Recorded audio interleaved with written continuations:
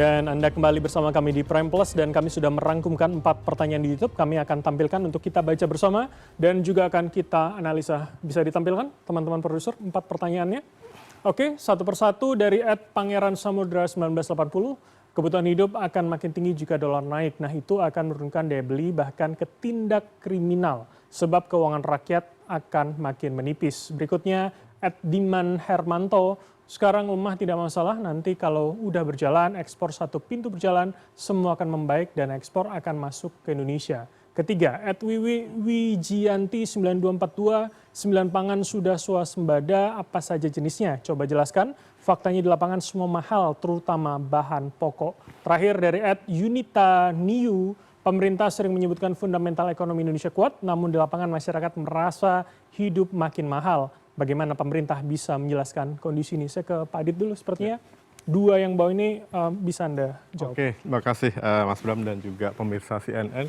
Terima kasih untuk tanggapannya. Ini saya harus membaca data nih untuk pertanyaan yang 9 bahan. Ya memang itu ya. Ini mengutip data dari Badan Pangan Nasional ya, dan ini memang sudah dipublikasikan 9 komoditas bahan pokok strategis yang kita sudah mencapai swasembada itu beras, jagung, gula konsumsi, minyak goreng, daging ayam, telur ayam, cabai besar, cabai rawit dan bawang merah. Oke. Artinya memang inilah yang ikhtiar-ikhtiar pemerintah melalui Kementerian Pertanian dan juga yang lainnya itu bisa menciptakan swasembada. Tapi kalau disebut masih mahal? Masih mahal, saya pikir itu kasuistis ya. Seperti kemarin pada saat kasus beras misalnya yang terakhir itu karena memang ada dampak dari kenaikan harga plastik dan itu tidak hanya di beras, tapi juga minyak goreng kemasan karena memang semuanya tidak bisa lepas dari kemasan plastik. Jadi itu memang ada elemen di mana tidak berdiri sendiri begitu. Jadi kalau tadi dipertanyakan mengapa ada kenaikan harga, memang ada kaitannya dengan plastik dan kemudian pada saat Ramadan dan Idul Fitri itu seasonal lah, memang permintaan tinggi, tetapi secara supply pemerintah bisa menjaga stabilitasnya sehingga ya sudah hanya tidak ada spike yang terlalu memberatkan masyarakat. Jadi seasonalnya berakhir itu akan normal lagi. Otomatis itu dan itu tidak hanya sekarang, sebelumnya juga manakala seasonal momentum-momentum di mana demand tinggi itu pasti harga akan naik dan itu musiman, setiap tahun akan terjadi seperti itu. Oke, saya masuk di itu. 9 itu bisa daging apa tadi, mohon maaf? Beras, jagung, gula konsumsi, minyak goreng, daging ayam, telur ayam, cabai besar, cabai rawit dan bawang merah. Maaf. Oke, daging sapi tidak termasuk dalam 9 itu ya? Belum termasuk itu. Oke. Dan menariknya mungkin saya tambahkan juga, kita juga melihat sekarang kan ada program hilirisasi. Kalau sebelumnya hilirisasi kita memahaminya di sektor komoditas mineral dan batu bara atau critical mineral. Sekarang ini pemerintah juga mendorong hilirisasi di sektor pertanian. Seperti peternakan, kemudian juga ayam petelur baik untuk daging, peternakan ayam ya, baik untuk daging maupun telur, itu juga masuk dalam program hilirisasi. Artinya agenda ketahanan pangan dan juga ketahanan energi itu yang selama ini sejak lama Pak Presiden Pak Prabowo itu mengkampanyekan hal ini memang menjadi atensi besar pemerintah saat ini bahwa ini dua yang harus diamankan benar-benar, energi dan pangan ini. Dan ini oleh karena itu persoalan pangan ini juga masuk dalam program hilirisasi juga. Gitu. Berarti kalau menjawab pertanyaan ini, apa yang bisa dijelaskan pemerintah kenapa makin mahal adalah karena ini kondisinya sementara? Satu kondisi sementara, kemudian juga ada dampak dari lingkungan eksternal seperti ini. Begitu. Jadi dan kalau kita melihat ya, ini sedikit menambahkan penjelasan juga mengenai sekali lagi kuncinya adalah menjaga, mempertahankan daya beli masyarakat karena ini adalah modal dasar kita saat ini sehingga kita mengapa kita bisa tumbuh 5,61 kemarin di tengah gejolak saat ini berbeda dengan negara-negara lain karena kita ada 54% dari konsumsi domestik sehingga kita mengalami apa yang disebut sebagai decoupling. Kita tidak terimbas secara dalam. Kita bisa sedikit banyak kita bisa memisahkan diri terlepas dari dampak yang dalam dari lingkungan eksternal begitu. Dan suka atau tidak suka pola belanja pemerintah di awal yang kalau banyak orang mengatakan jor-joran, tapi kalau kita melihatnya sebenarnya itu adalah strategi untuk bagaimana bisa menciptakan multiplier effect. Kenapa 0,93% defisit APBN itu terjadi di kuartal pertama kemarin? Karena memang itu by design oleh pemerintah itu adalah bagian dari akselerasi di sejak awal tahun. Oke, jadi artinya efek domino pada kuartal 2 dan seterusnya ya? Itu memberikan multiplier effect pada daya beli karena belanja pemerintah tersebut, government spending itu pada akhirnya juga menciptakan, meng-create demand di semua lini, baik di ekonomi masyarakat, di grassroots maupun di ekonomi dalam kerangka dalam konteks industri gitu. Baik, kami tangkap menciptakan demand. Saya ke Pak Roy kalau begitu. Apa yang bisa Anda tanggapi dari ini semua?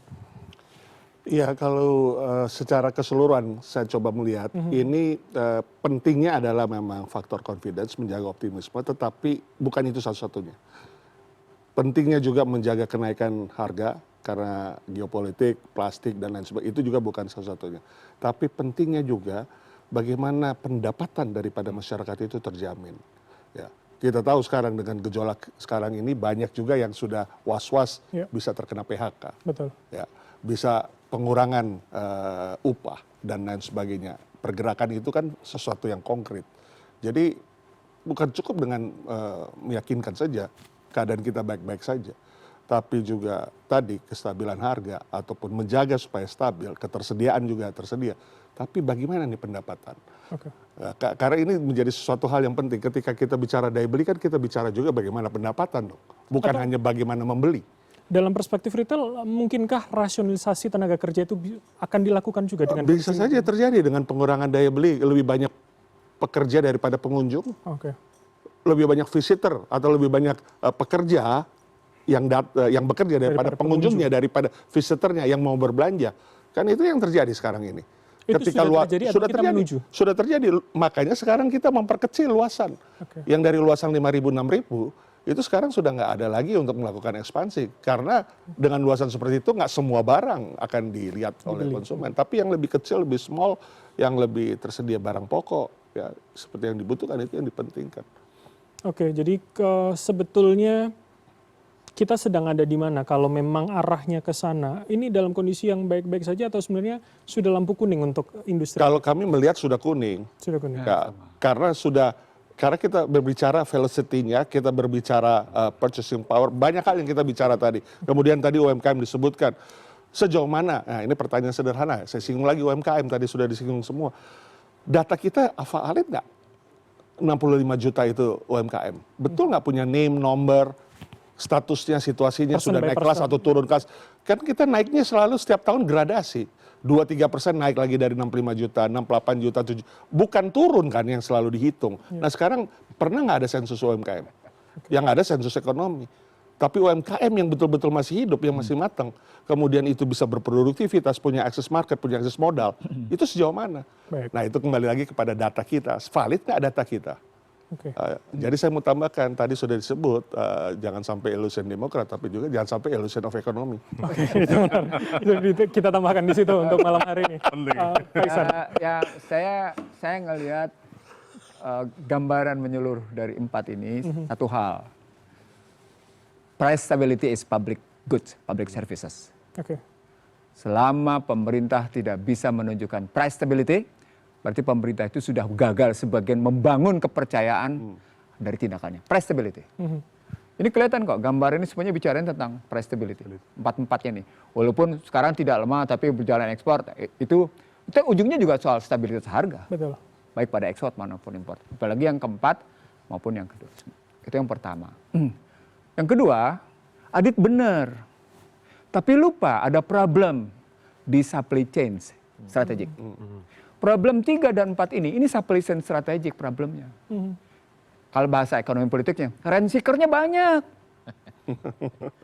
Rent seeker nih. Bahkan mereka yang menjadi yang namanya pengijon problemnya.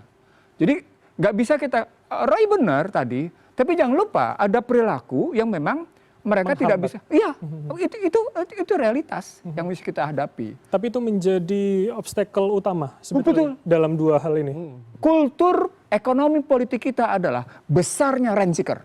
Oke, baik. Besarnya rent seeker. Dan itu sampai dengan sekarang. Selama pemerintah tidak mendayagunakan relasi dari sumber daya produksi ke distribusi dengan digital untuk memperbaiki efisiensi ekonomi, itu yang satu. Untuk memperbaiki efisiensi itu ada hal lain.